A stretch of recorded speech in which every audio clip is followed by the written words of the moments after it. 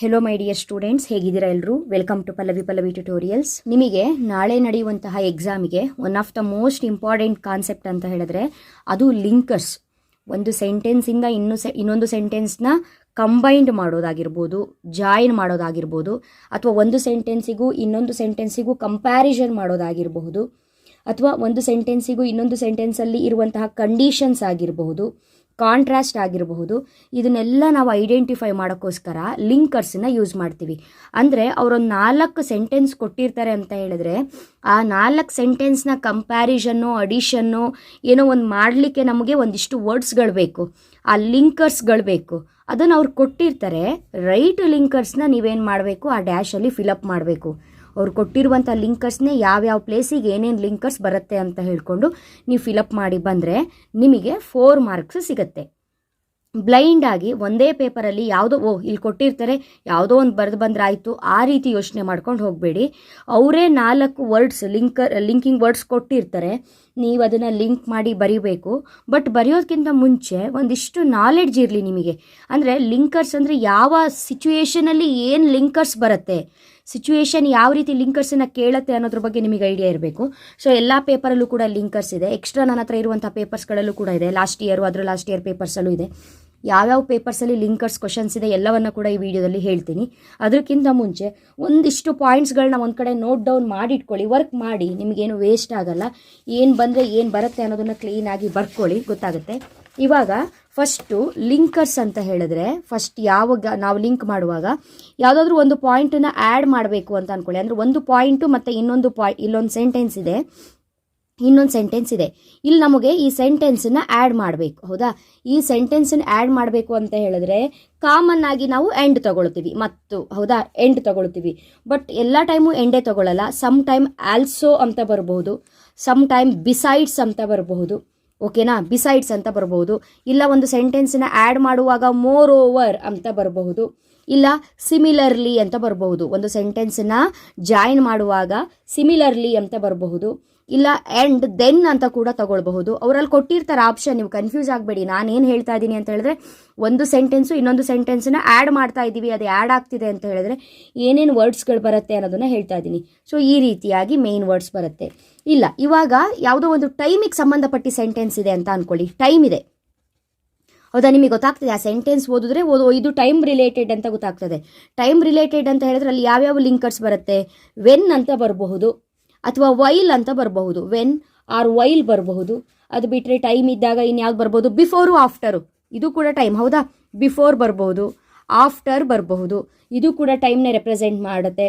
Next since ಬರಬಹುದು, since, ಅಥವಾ until ಅಂತ ಬರಬಹುದು. ನೆಕ್ಸ್ಟು ಆ್ಯಸ್ ಸೂನ್ ಆ್ಯಸ್ ಬರಬಹುದು, ಆ್ಯಸ್ ಸೂನ್ ಆ್ಯಸ್. ಈ ರೀತಿ ಇದೇನು ಮಾಡುತ್ತೆ ಅಂತ ಹೇಳಿದ್ರೆ ಕೊಟ್ಟಿರುವಂತಹ ಸೆಂಟೆನ್ಸು ನಾವು ಕಂಪ್ಯಾರಿಸನ್ ಮಾಡುವಾಗ ಅಥವಾ ಆ್ಯಡ್ ಮಾಡುವಾಗ ಅಥವಾ ಅದನ್ನು ಹೋಲಿಕೆ ಮಾಡುವಾಗ ಏನಾದರೂ ಟೈಮ್ ಸಿಚುಯೇಟೆಡ್ ಅಲ್ಲಿ ಸೆಂಟೆನ್ಸನ್ನು ಕೊಟ್ಟಿದ್ದೆ ಆದರೆ ನಿಮಗೆ, ಸೊ ಈ ರೀತಿ ಲಿಂಕರ್ಸ್ಗಳನ್ನ ಅವರೇ ಕೊಟ್ಟಿರ್ತಾರೆ ಎಲ್ಲಿ ಹಾಕಬೇಕು ಅಂತ. ಯಾಕೆ ನಾನು ನಿಮಗೆ ಹೇಳ್ತಾ ಇದ್ದೀನಿ ಅಂದರೆ ಈಗ ಬಿಫೋರ್ ಅಲ್ಲೊಂದು ವರ್ಡ್ ಇದೆ, ಬಿಫೋರ್ ಅಂತ ಅವ್ರು ಕೊಟ್ಟಿದ್ದಾರೆ. ಆ ಹಿಂದೆ ಮುಂದೆ ಆ ಟೈಮ್ ಸಿಚುವೇಶನ್ ಅದು ಕ್ರಿಯೇಟ್ ಮಾಡ್ತಾ ಇದೆಯಾ ಅಥವಾ ಟೈಮ್ ರೆಪ್ರೆಸೆಂಟ್ ಮಾಡ್ತಾ ಇದೆಯಾ ಅಂತ ಒಂದು ಸ್ವಲ್ಪ ನೀವು ಗಮನ ಕೊಡಿ, ಆವಾಗ ನಿಮಗೆ ಅದು ರಾಂಗ್ ಆಗಲ್ಲ, ಓಕೆನಾ? ನೆಕ್ಸ್ಟು ಇನ್ನೇನು ಕೇಳ್ಬೋದು ಅಂತ ಹೇಳಿದ್ರೆ ಈಗ ಯಾವುದಾದ್ರು ಒಂದು ಸೆಂಟೆನ್ಸ್ ಕೊಟ್ಟಿರ್ತಾರೆ, ಪ್ಲೇಸ್ ರಿಲೇಟೆಡ್ ಇರುತ್ತೆ ಅಂತ ಅಂದ್ಕೊಳ್ಳಿ. ಈಗ ನಾನು ಕೊಡುವಂಥ ಎಕ್ಸಾಂಪಲ್ಗಳಲ್ಲಿ ಮತ್ತು ಕ್ವಶನ್ ಪೇಪರ್ ಇರೋ ಪ್ರಾಬ್ಲಮ್ಗಳಲ್ಲಿ ಸೇಮ್ ಇದೇ ರೀತಿನೇ ಇದೆ. ಪ್ಲೇಸ್ ಇರುತ್ತೆ ಅಂತ ಅಂದ್ಕೊಳ್ಳಿ. ಈಗ ನೀವು ಓದ್ತಾ ಇದ್ದೀರಿ, ಇದು ಯಾವುದೋ ಪ್ಲೇಸ್ ರಿಲೇಟೆಡ್ಡು, ಕೊಟ್ಟಿರುವಂಥ ಲಿಂಕರ್ಸ್ ಯಾವ್ದ್ಯಾವ್ದಿದೆ ಅಂತ ನೋಡ್ಕೊಳ್ಳಿ, ಯಾವ್ದು ಸೂಟ್ ಆಗುತ್ತೆ ಅದು ಬರೀರಿ. ಪ್ಲೇಸ್ ಅಂತ ಹೇಳಿದ್ರೆ ಈಗ ಆಫ್ಟರ್ ಬರುತ್ತೆ, ಅಥವಾ ವೇರ್ ಬರುತ್ತೆ. ಪ್ಲೇಸ್ ಇದ್ದರೆ ವೇರ್ ಬರುತ್ತೆ, ವೇರೆವರ್ ಬರುತ್ತೆ, ಈ ರೀತಿ ಬರುತ್ತೆ, ಓಕೆನಾ? ಪ್ಲೇಸ್ ಇದ್ದರೆ. ಈಗ ನಾವು ರೀಸನ್ ಇರುತ್ತೆ, ಯಾವುದೋ ಒಂದು ಸಿಚುಯೇಷನ್ ಕ್ರಿಯೇಟ್ ಆಗಿದೆ, ಅದಕ್ಕಾಗಿ ಆ ಕಾರಣದಿಂದ ಅವಳು ಅಥವಾ ಅವನು, ಈ ರೀತಿ ಏನೋ ಸಮಥಿಂಗ್ ಏನೋ ರೀಸನ್ ಬರುತ್ತೆ.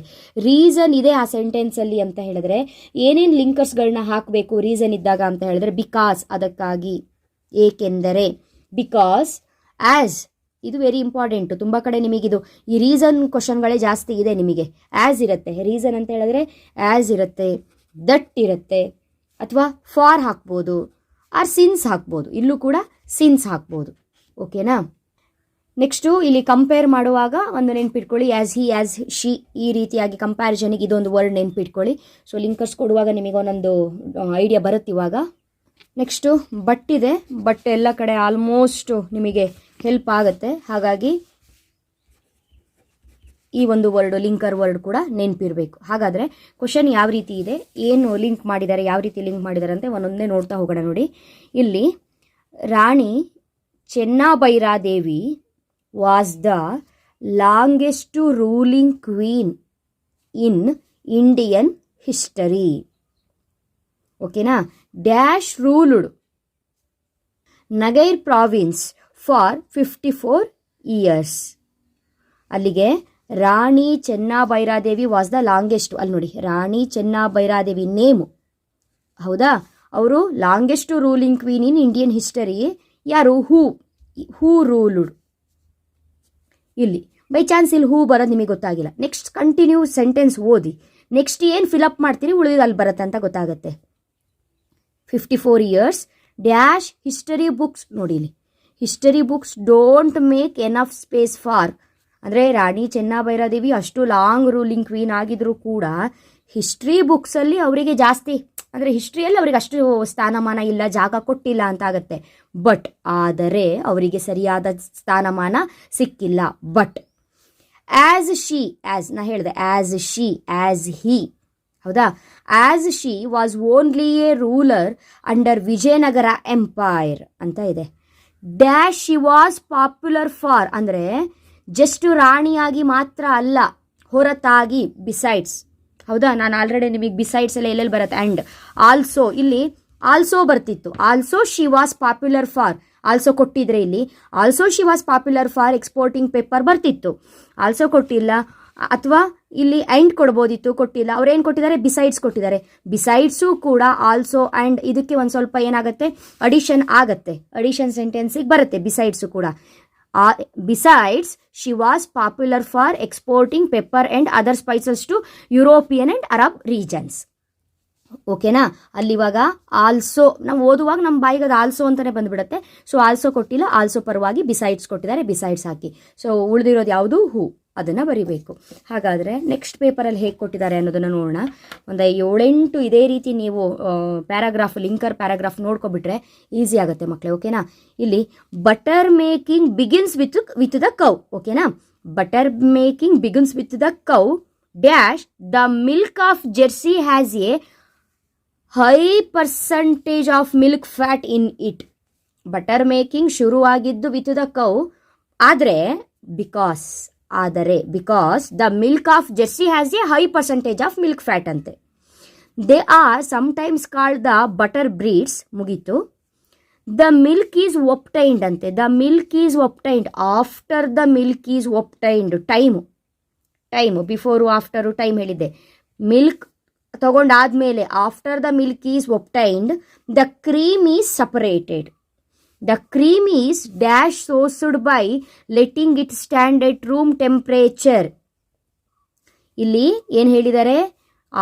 After the milk is obtained the cream is separated. The cream is then soured by, ಆನಂತರ soured by letting it stand at room temperature. Next, soaring gives its flavor and makes it easier to churn. The cream is pasteurized to kill and all the bacteria and enzymes. Thus, butter can last longer. ಇನ್ನೊಂದು ಪೇಪರಲ್ಲಿ ಏನಿದೆ ನೋಡಿ ಲಿಂಕರ್ಸು, ಇಲ್ಲಿ easy ಇದೆ. Dash mister elephant requested to help, the man could not refuse. ಅಂದರೆ ಯಾವಾಗ elephant request ಮಾಡಿದೆ ಮ್ಯಾನ್ಗೆ, ಮ್ಯಾನ್ ಕುಡ್ ನಾಟ್ ರೆಫ್ಯೂಸ್ ಅಂತೆ. ಅಲ್ಲಿಗೆ ವೆನ್ ಯಾವಾಗ, ಟೈಮ್, ವೆನ್, ಹೌದಾ.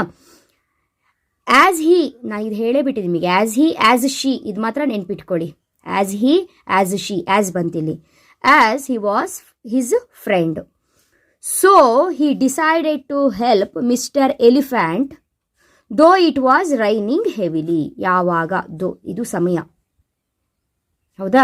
Though it was raining heavily. ಇದು ಈಸಿ ಇದೆ. ಸೊ ಇದೇ ರೀತಿ ಸಿಂಪಲ್ ಆಗೇ ಬರಲಿ ಅಂತ ಅಂದ್ಕೊಳ್ತೀನಿ. ನೆಕ್ಸ್ಟ್ ನೋಡೋಣ ಇನ್ನೊಂದು ಪೇಪರಲ್ಲಿ ಏನಿದೆ ಅಂತ. ಓಕೆ.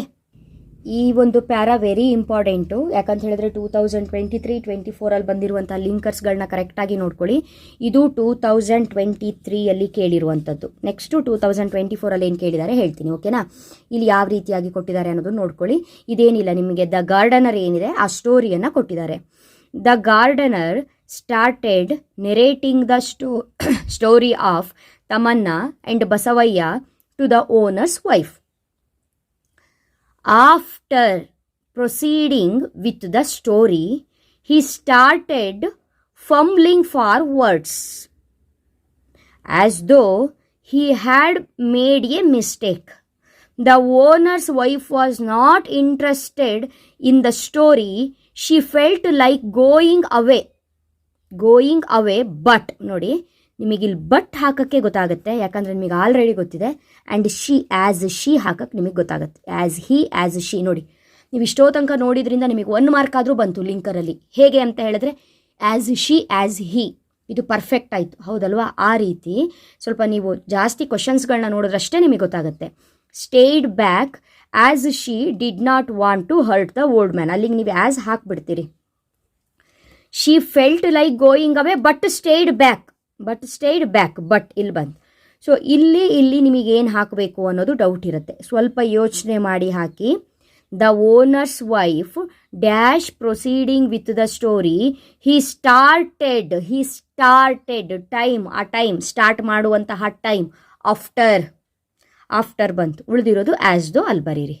ನೆಕ್ಸ್ಟು ಇಲ್ಲಿ ನಿಮ್ಮ 2024 ಪೇಪರಲ್ಲಿ ಇಲ್ಲಿ 3 ಮಾರ್ಕ್ಸ್ ಇದೆ, ಬಟ್ ನಿಮಗೆ 4 ಮಾರ್ಕ್ಸಿಗೆ ಈ ಸಲ ಕೇಳ್ತಾರೆ. If Tamanna bought 4 acres of land, Basavaya also followed suit. To begin with, all this looked like healthy competition. However, gradually it rose to such a pitch that there was no land left in village. If Tamanna bought 4 acres of land, Basavaya also followed suit. To begin with, all this looked like healthy competition. However, ಅಂದರೆ ಇಲ್ಲಿ gradually ಅಂತ ಕೊಟ್ಟಿದ್ದಾರೆ, ಗೊತ್ತಾಗತ್ತೆ, ಸಮಯ ಕಳೆದ ಹಾಗೆ ಅಂತ ಬರುತ್ತೆ. ಹವೆವರ್, ಸೊ ಇದು ಒಂದು ಇಂಪಾರ್ಟೆಂಟು. ಈ ಒಂದು ಲಿಂಕರ್ಸ್ ಯಾಕೋ ನಿಮಗೆ ಕೇಳಬಹುದು ಅನಿಸ್ತಾ ಇದೆ ನೋಡಿ. Basavayya bedecked himself with gold, diamond and other precious stones, but his house looked dull and empty because Tamanna books were not there. That is what visitors told him. Therefore he started inviting scholars, poets and musicians to the palace. Very important, ಇದು ನೋಡ್ಕೊಳ್ಳಿ. So ನೋಡಿದ್ರಲ್ಲ, ಒಂದೊಂದು ಪೇಪರಿಗೂ ಯಾವ ರೀತಿಯಾಗಿ comparison ಇದೆ ಅಂತ ಹೇಳ್ಕೊಂಡು. ಹಾಗಾಗಿ 4 ಮಾರ್ಕ್ಸ್ನ ಈಸಿಯಾಗಿ ತೊಗೊಳ್ಬಹುದು. ವಿಡಿಯೋ ಲೆಂತಿ ಆಯಿತು ಹೇಳಿದ್ದು, ಬಟ್ ನೀವು ಸಾಕಷ್ಟು ಪೇಪರಿನ ಕ್ವಶನ್ಸ್ಗಳನ್ನ ನೋಡಿದ್ದೀರಿ, ನಿಮಗೆ ಒಂದು ಐಡಿಯಾ ಬರುತ್ತೆ 4 ಡ್ಯಾಶಲ್ಲಿ 4 ಲಿಂಕರ್ಸ್ ಎಲ್ಲೆಲ್ಲಿ ಹಾಕಬೇಕು 4 ಮಾರ್ಕ್ಸ್ ತೊಗೊಳ್ಬೇಕು ಅಂತ. ಹಾಗಾಗಿ ಕರೆಕ್ಟಾಗಿ ಥಿಂಕ್ ಮಾಡಿ ಓದ್ಕೊಂಡು ಬರೀರಿ. ಮುಂದಿನ ವಿಡಿಯೋದಲ್ಲಿ ಇನ್ನೊಂದು ಇಂಪಾರ್ಟೆಂಟ್ ಟಾಪಿಕ್ ಒಂದಿಗೆ ಮತ್ತೆ ಸಿಗ್ತೀನಿ. ಅಲ್ಲಿವರೆಗೂ ಚೆನ್ನಾಗಿ ಓದ್ಕೊಳ್ಳಿ. Thank you, all the best.